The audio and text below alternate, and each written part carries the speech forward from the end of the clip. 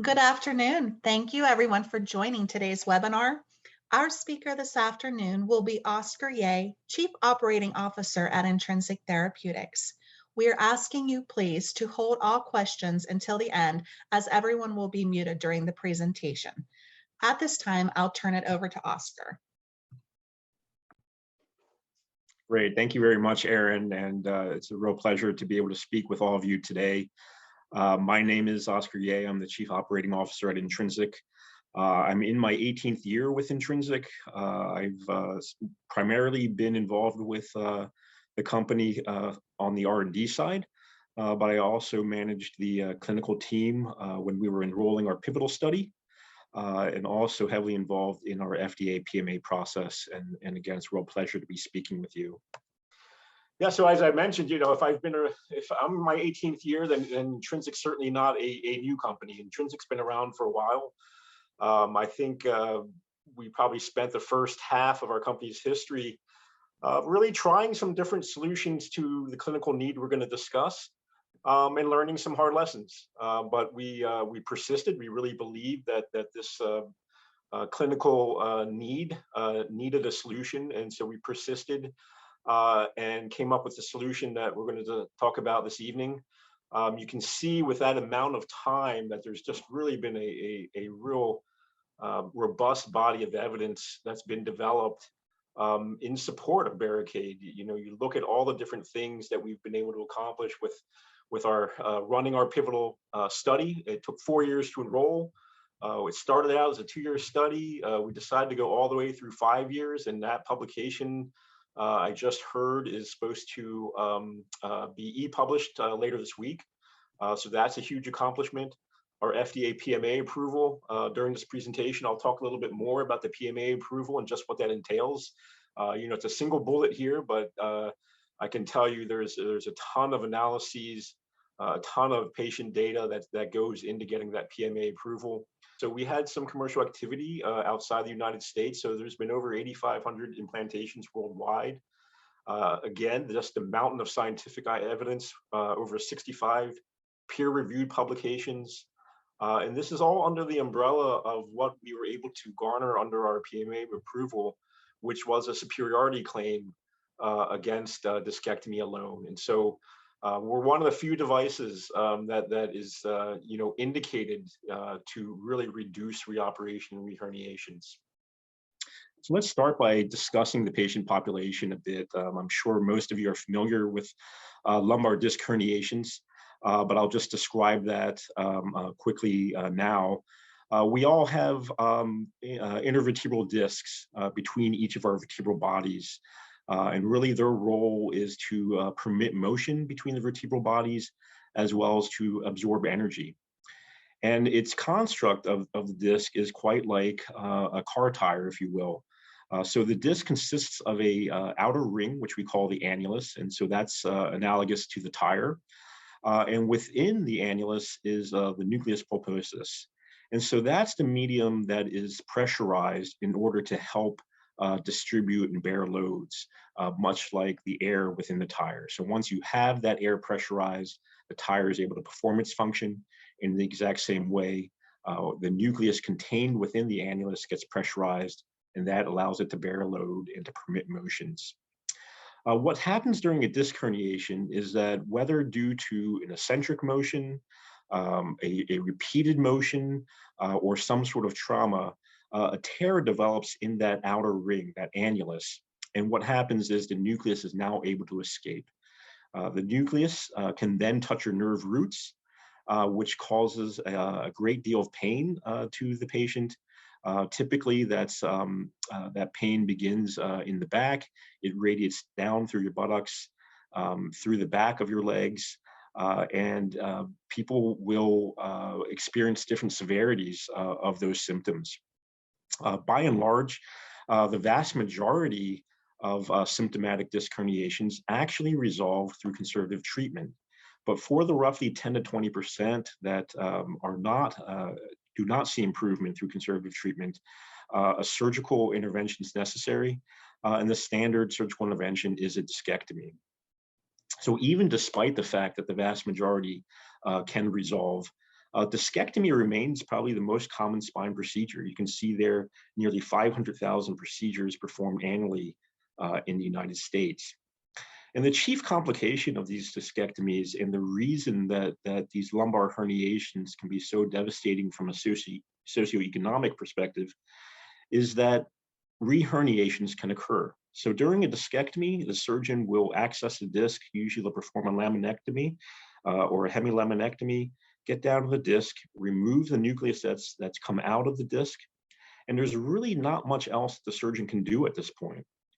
And so because of that, because that hole in the disc still remains, there is a high risk that you will have a recurrence. That is, that you will have another episode where the nucleus comes out of the disc and causes all these symptoms for the patient again. One of the things that was interesting is that a study came out in 2003, which identified, I think, what's probably pretty intuitive to everyone. But what it did is it identified that the larger the hole in your disc, the higher your risk for reherniation. And again, I think it's completely intuitive, but what that study did was, for the first time, it quantified just how different the risk is. And so in that study, for patients that had these larger annular defects, they saw a 27% rate of reherniation, a 21% rate of reoperation. And that's in great contrast to patients that had these smaller defects, where they only saw reherniation and reoperation rates of just about 1%. Further studies were performed, and a meta-analysis was performed in 2020, and it confirmed two things. First, that the risk of reherniation and reoperation are increased by at least twofold in this patient population. And the second thing that it concluded was that approximately 30% of all discectomies are patients that have these large annular defects. And so this slide here really just summarizes things we just touched on in terms of the clinical need. These large annular defects are the highest predictor of poor outcomes after a discectomy. And currently, there's no solution to close these large annular defects. There have been some attempts in the past. You can see some of those listed there. Those are all suture-based technologies. And so when I had mentioned that currently in a discectomy, the surgeon really doesn't have any alternatives to help close the hole, it's because that tough outer ring, that annulus, consists largely of fibrocartilage, which is very tough. It's very difficult to actually approximate the edges of the annular defect. And so in general, these different techniques have failed. And I would also mention that for all three of the technologies listed there, they did not have FDA indication labeling to be indicated for this specific anatomy, in fact. And so none of these technologies proved effective. So what Intrinsic developed is the Barricaid device, which you see here. And really the whole concept, the whole fundamental philosophy here is, if you're a surgeon that ever considered perhaps removing more disc, more nucleus, that is, to help lower your risk for reherniation, you don't have to. The nucleus is there for a reason. It helps to bear load. And so simply removing it pushes you towards a faster degenerative cascade towards more disc degeneration. If you remove more disc, you'll likely have more disc collapse. You'll likely have greater back pain. So the philosophy with Intrinsic is, perform a more disc-preserving discectomy. And instead of worrying about that nucleus coming out and trying to remove more of that nucleus, instead place a physical barrier into that annular defect. So have a device that's now going to cover up that defect and help keep in all the nucleus that you're trying to preserve. And so that's what you see there on the bottom right. There is an image of the device. It consists of a titanium bone anchor and then a polymer barrier. And so this polymer barrier really sits on the inside of the disc. It covers that annular defect from the inside, and it's stabilized by that titanium bone anchor. And so I had mentioned that in our company's history, we spent a great deal of time trying to understand, and we learned about how aggressive the biomechanical environment of the disc is. The bone anchor is really the key to this technology. Some studies have shown that the pressures within the disc can get as high as 350 pounds per square inch. Just for reference, that's over 10 times higher than the pressure in your car tires. And so just an enormous amount of pressure trying to expulse things from within the disc. And so that titanium bone anchor is really the key to this design, holding that polymer barrier in place so they can cover that annular defect and retain all the nucleus from the inside. And so it's the only FDA-approved device that is designed to prevent both disc reherniation and reoperation. And on this slide, you can see our FDA indication. And there's three things I'd really like to point out about this FDA indication. The first is that the anatomy is specific here. We're talking about lumbar levels between L4 and S1. So our device is approved specifically for lumbar disc herniations. The second is you can see that the device is indicated for these larger annular defects, the very size of annular defect that's highly correlated with poor clinical outcomes after discectomy. So this is really a device that's indicated specifically for this higher risk patient group, higher risk in the sense that they have a higher risk for reherniation. And lastly, you'll see as bolded there in this indication, the device is indicated to actually reduce the incidence of reherniation and reoperation. So in our FDA study, we had a superiority claim against discectomy alone and was able to show that we significantly reduced both the incidence of reherniation and reoperations. I'll give you a brief overview of the surgical technique with this slide. So again, the philosophy behind Intrinsic and Barricaid is to perform a more limited discectomy. Again, the nucleus is there for a reason. And so instead of targeting the nucleus and removing more than you need to, retain as much nucleus as you can and use the Barricaid to retain the nucleus within the disc. The second step of the procedure is to actually assess the size of the annular defect. And you can see that in that second bubble there. The instrument kit does contain a set of tools to help you do this. We're doing this for two reasons. The first is to identify that this patient does have a larger annular defect and therefore fits the indication. And the second is to help assess sizing. The implant does come in two different sizes. And so by sizing the annular defect, it will inform your selection of implant size. The third step is to use an alignment trial. So the alignment trial, as you can imagine, is a replica of the delivery instrument, which you see on the right-hand side. And really, you're using the alignment trial to evaluate and assess if you've removed enough lamina to appropriately position the delivery instrument for safe implantation. You can see in that image that there is a dashed green line. Really, what you're looking to see is that dashed green line is parallel to your end plate. You want to prevent a situation in which you might implant that anchor and violate the end plate intradiscally. So you want to be parallel to that end plate. And so the alignment trial is helping to let you know when you have the appropriate laminar opening so that you can get your delivery instrument into the right position. Once you've done that, you can place the delivery instrument down. We have a mallet in our instrument kit that you use to simply tap on the white strike cap that you see on the right-hand side. You don't need a lot of force. In fact, we would generally recommend that you start with light taps to ensure that you have the correct positioning. And as you tap, you'll see that the anchor begins to enter into the vertebral body. And at the same time, you'll notice that there's a little wire here in the image as well. This wire is part of the delivery instrument, and its job is to spring that polymer barrier up, open, and high so that you can really optimize your coverage of the annular defect from within. So I'm going to back up the implantation just a couple steps again, and then start it again.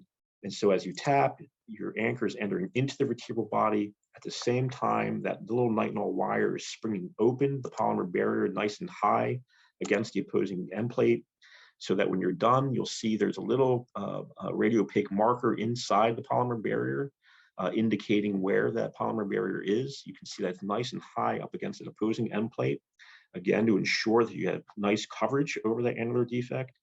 And you'll also notice that the anchor is actually countersunk by about 2 millimeters into the vertebral bone. So nothing is sticking out into the epidural space. And so it's a pretty simple implantation. The procedure can be performed through a tube. Here you're seeing it in place with an 18 millimeter tubular retractor. We generally generally recommend that you don't go below 18 millimeters. And probably at the start, you may want to use something larger, like a 20 millimeter retractor, just to get some confidence with positioning of both the tube and use of the delivery instrument. So now I'll describe the clinical evidence for Barricaid, and I'll start that by talking about our pivotal study. It's published in the Spine Journal, as you can see there. And I just want to highlight a few things about this study. The first is that it was prospectively designed to be a superiority study. And I mentioned that before. We really set out to show that Barricaid could provide a clinical benefit over discectomy alone. If you cast your minds back to some of the other spinal IDE studies, those were non-inferiority studies. We really wanted to show that we had a clinical benefit because we really believe that would drive the surgeon usage. The second is that our randomization was performed intraoperatively. So in order to ensure that we enrolled the appropriate control group, we needed to know that these patients also had these large annular defects. And so it's for that reason that the discectomy was performed.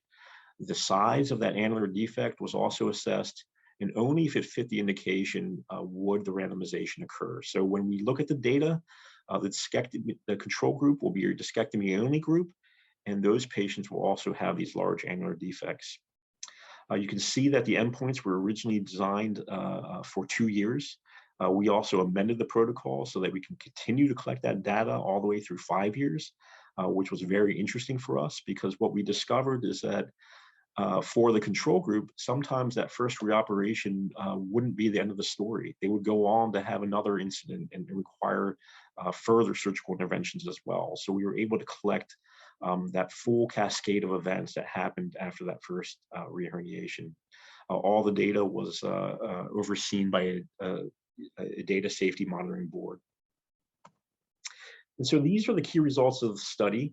And they're being shown here along with that study that I mentioned that came out of Stanford in 2003, the original study that suggested that a larger annular defect was correlated with worse outcomes after discectomy.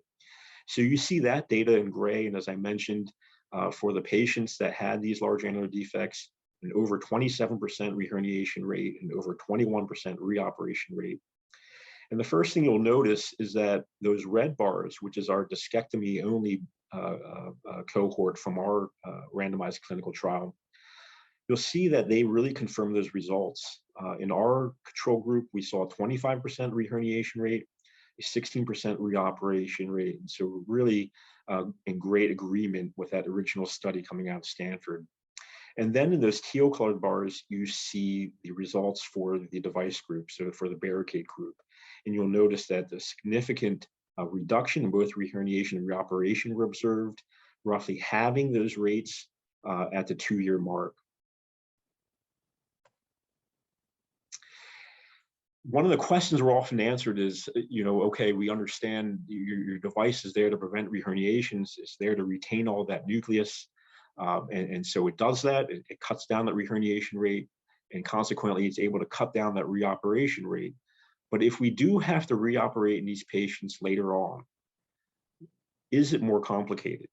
And so this was actually a question that FDA was quite interested in as well. So we again went to our randomized control data. And in every type of analysis we performed, we did not see a significant difference between the Barricaid and control groups. And so whether you looked at operative time, complication rates, or even the type of revision strategy, there were no statistical differences. So our conclusion was that no, Barricaid doesn't compromise any of your future revision strategies that you might want to use. And it also isn't a more complicated procedure.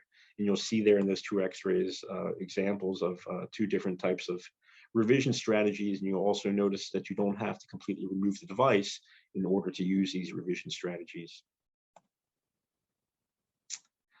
Following our randomized control study, there was a meta-analysis that was published in 2020. This looked at all of the available evidence that had been published about Barricaid, whether through our RCT, through another RCT that was performed, or through patient registries and through our single-arm studies. You can see there that in the end, through a strict criteria matching patient populations, 4 studies made it into this meta-analysis. This included over 800 patients, and they confirmed the exact findings that we saw in our pivotal study, which is at the 2-year mark, there was a 50% reduction in both reherniation and reoperations when using Barricaid. We've also looked at 6 other distinct patient populations aside from our pivotal study. And you can see there, when we look at a weighted average across all of those studies and look specifically at what is the rate of reoperation to treat reherniations, you'll see that that the combined weighted average is an 81% reduction in reoperations to treat reherniations versus a discectomy alone group. And so this is really great confirmation. These 7 studies together represent over 800 patients. These are in different settings, so not just a strict sort of pivotal study environment, but real world usage, single arm studies, studies that we weren't involved in through commercial users outside the United States. And so combined, nice confirmation again of the effectiveness of Barricaid in reducing the risk for reherniations and reducing the need to reoperate to treat these reherniations.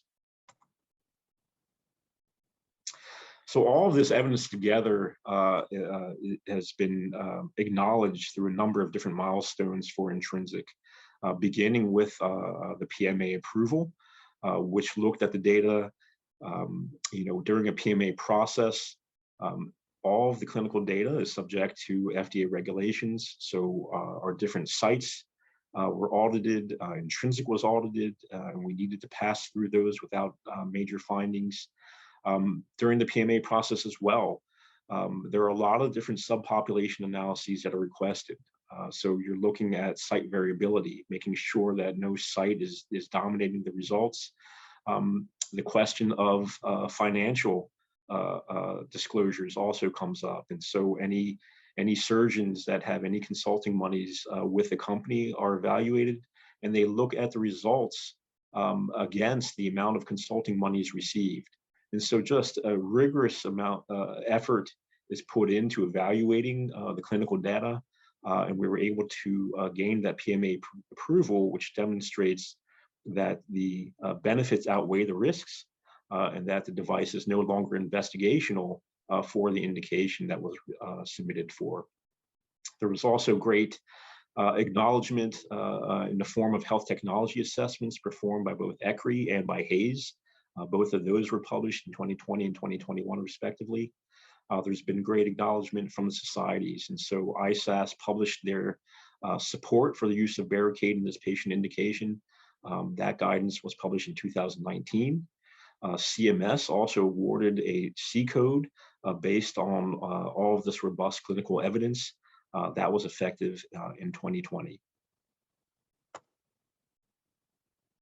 As part of the analyses that FDA performed, they certainly looked at all of the preoperative demographic data for the patients, looked at all the comorbidities, and what they were looking for and trying to analyze for is they wanted to ensure that they were going to indicate a patient population in which they were confident that Barricaid would be both effective and safe.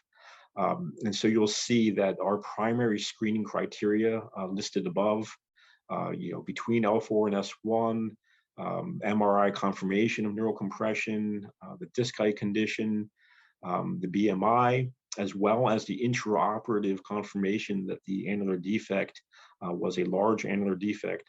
All of those are contained within the official FDA indications, which you see below. And so again, specific to lumbar discs between L4 and S1, again, specifically targeting these patients that are higher risk for reherniation because they have a large annular defect, and again, indicated to reduce both reherniations and reoperations. In this schematic is a hypothetical example of patients using everything that we know from the literature and from our commercial experience. And what it's doing is it's showing you that Barricaid naturally prevents over-utilization. And so if you had a hypothetical 100 total discectomies, we talked about, again, the indication being large annular defects. And there was the meta-analysis that indicated that it's only about 30% of discectomies that have patients that meet this large annular defect condition. And so right from this 100, you would drop down to about 30. There are other preoperative radiographic diagnoses that you perform at this stage. So you're looking at disc height. You may be looking at the grade of spondy. And so that would drop you hypothetically down from 30 down to 25.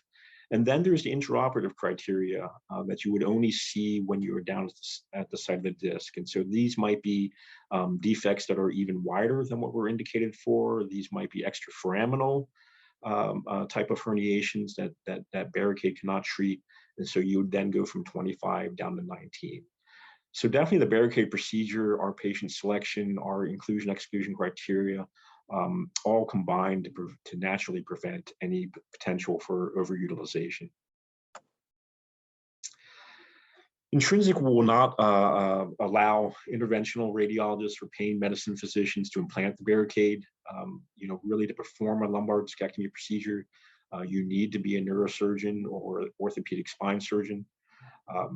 The Intrinsic will provide a training program for those neurosurgeons and spine and ortho surgeons.